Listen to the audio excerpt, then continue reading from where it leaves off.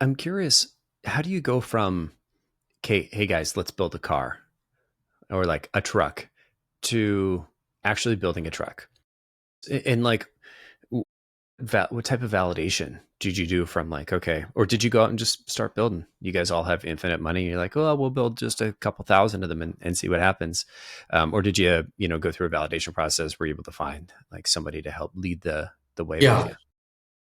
No, I think in our case, things have been a little more organic in the way that we've, grown from prototype to production. A lot of our first articles were generic builds where we Hmm. wanted to, our initial goal was not just be like a solution provider, but help OEMs integrate our powertrain solution. And at the same time, we had certain areas and sectors where we were deploying vehicles ourselves. Like, for example, in the mining vehicle space, we were more like a powertrain supplier, where we were also helping the OEM integrate our powertrain into their chassis application. And on the other side, there were certain applications like agriculture segment and logistics segment where we were deploying vehicles using Hummingbird brand. So the natural goal for us was to build something very modular and generic so it can adapt to different use cases. So can I build something like,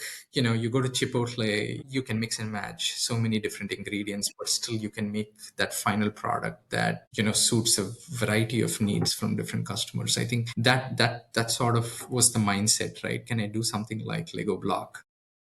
Hmm.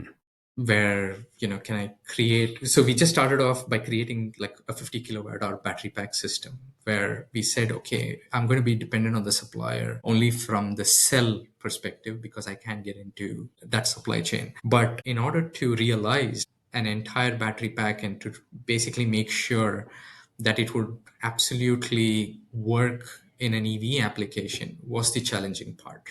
So whether it was building battery pack systems, we also built, traction inverter and a lot of power electronics that go onto the vehicle. And again, we wanted to keep it very modular. Can I meet application use cases between a light truck, a medium duty truck, as well as a heavy truck, right? So how can I Hmm. plug and play different modular systems in order to realize that final product? So I'm also trying to utilize commonality of parts, so that reduces my cost within the Hmm. companies. That was sort of the goal and mindset at the prototype level when we were envisioning how that final Hmm. product needs to be built. But scaling from prototype to production is an extremely challenging and steep path to take.